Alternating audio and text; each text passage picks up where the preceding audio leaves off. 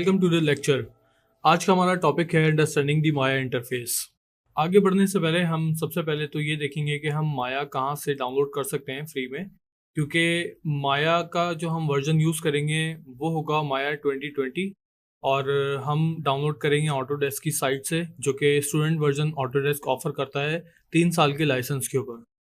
आप सबसे पहले तो अपना जो भी आप ब्राउज़र यूज़ कर रहे हैं आप उसको ओपन करें और autodesk.com पे आप ब्राउज़ करें। सबसे पहले स्क्रॉल डाउन कर लें आप, सबसे नीचे देखेंगे सपोर्ट एंड लर्निंग का एक लिंक होगा। उस लिंक के नीचे आप देखेंगे स्टूडेंट्स एंड एजुकेटर्स, इसको आप क्लिक कर लें। लिंक ओपन हो जाएगा आपके पास। बिल्कुल सामने ही आपके पास डाउनलोड फ्री सॉफ्टवेयर का एक ऑप्शन आ रहा होगा, इसके नीचे स्टार्ट नाउ का एक लिंक है, उसको क्लिक करें। जब न्यू पेज ओपन हो जाएगा तो उसके अंदर आप देखेंगे कि आपके पास ऑटोडेस्क की जितनी भी प्रोडक्ट्स हैं वो सामने आ रही होंगी, जिसमें से हमें जो सेलेक्ट करनी है वो है माया। नेक्स्ट पेज ओपन होगा तो वहाँ पे आप देखेंगे कि ये आपसे आईडी मांग रहा है। अगर आप ऑलरेडी ऑटोडेस्क की आईडी आपके पास मौजूद है तो आप उसको साइन इन कर लें, अदरवाइज आप साइन अप कर लें, न्यू अकाउंट क्रिएट कर लें। जैसे ही आप न्यू अकाउंट क्रिएट करेंगे या आप ऑलरेडी ऑटोडेस्क की आईडी आप अगर आपके पास मौजूद है तो उसको साइन इन करने के बाद इसका डाउनलोड का लिंक आपको आ जाएगा। आई थिंक डाउनलोड का लिंक आपको ईमेल पे रिसीव होगा, तो वहाँ से आप इसको डाउनलोड कर लें। सिंपल आप इसको इंस्टॉल कर लें। इंस्टॉल करने के बाद जब आप माया को फर्स्ट टाइम रन करेंगे तो आपके पास डिफ़ॉल्ट जो वर्क स्पेस होगा या जो माया का इंटरफेस होगा वो कुछ इस तरह से होगा, जैसे आप मेरी स्क्रीन पे देख सकते हैं अभी।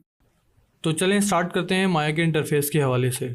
सबसे पहले तो आपको लेफ़्ट टॉप कॉर्नर पे आप देखेंगे कि आपके पास जो मेन मेन्यू है वो फाइल एडिट क्रिएट और इस तरीके से इन दी एंड हेल्प के ऊपर एंड हो रहा है। ये मेन मेन्यू इसलिए मैं कहूँगा क्योंकि ये मेन्यू जो है फाइल एडिट, ये आपको तकरीबन हर सॉफ्टवेयर में देखने को मिलेगा।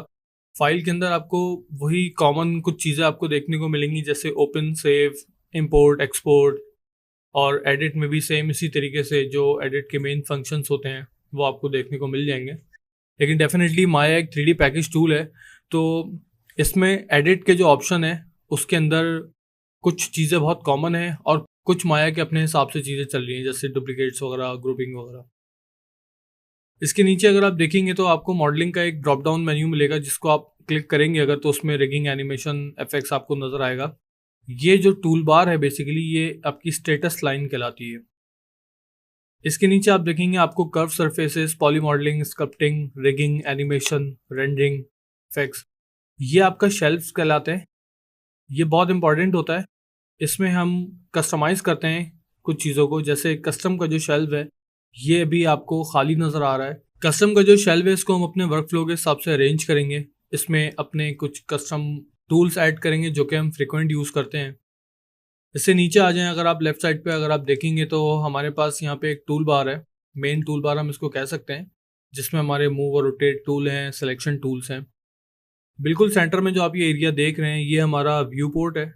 यहाँ पे आप अपने मेन 3D एक्शंस परफॉर्म करेंगे, जैसे आप कोई मॉडल कर रहे हैं या आप एनिमेशन कर रहे हैं या आप लाइटिंग वगैरह कर रहे हैं, टेक्सचरिंग कर रहे हैं इवन, तो वो सारे के सारे एक्शन यहाँ परफॉर्म किए जाते हैं। इसको हम व्यू पोर्ट कहते हैं। ठीक है। राइट हैंड साइड पे अगर आप देखेंगे तो ये मॉडलिंग टूल किट है, इसके नीचे एट्रीब्यूट एडिटर, उसके नीचे चैनल बॉक्स।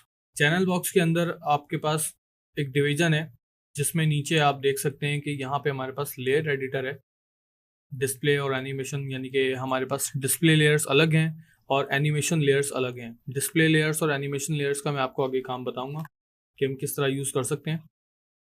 बॉटम पे आप देखेंगे कि हमारे पास ये एक टाइम स्लाइडर मौजूद है, ये एनिमेशन में हम इसको यूज़ करेंगे। टाइम स्लाइडर के नीचे रेंज स्लाइडर है, ये भी डेफिनेटली एनिमेशन के स्टफ के लिए यूज़ होता है। उसके नीचे अगर हम देखें तो हमारे पास एक कमांड लाइन बेसिकली क्या होती है, अगर आप इसके एक्सट्रीम राइट पे आ जाएं तो इसका जो वाइट बॉक्स है इसको हम क्लिक करेंगे तो ये स्क्रिप्ट एडिटर ओपन कर देगा। यहाँ पर हम कस्टम स्क्रिप्ट्स यूज़ करते हैं। इवन कस्टम स्क्रिप्ट्स के अलावा आप माया की अपनी परचेज स्क्रिप्ट भी यूज़ कर सकते हैं, डिफरेंट पर्पस के लिए यूज़ होती हैं। इसके नीचे अगर हम देखते हैं तो हमारे पास एक हेल्पलाइन बार है। हेल्पलाइन बार का काम ये होता है कि जो एक्शन हम परफॉर्म कर रहे होंगे व्यू पोर्ट के अंदर, उसका स्टेटस आपको यहाँ पे शो करता रहेगा। जैसे अगर हम कोई इमेज रेंडर कर रहे हैं तो उस रेंडरिंग का जो प्रोसेस होगा, लाइक अगर वो 30% रेंडर हो गई है, 50% रेंडर हो गई है, तो उसका प्रोसेस यहाँ पे आपको शो करेगा। इसी तरह से आप एनिमेशन या सिमुलेशन अगर आप कोई कर रहे हैं तो उसकी जो भी प्रोसेसिंग होगी वो यहाँ पे आपको शो कर रही होगी। तो ये था माया का एक बेसिक इंटरफेस। नेक्स्ट लेक्चर में हम कवर करेंगे कि माया के अंदर हम किस तरह से प्रोजेक्ट्स क्रिएट करते हैं, फाइल सेव करते हैं और माया की फाइल टाइप्स कितनी हैं।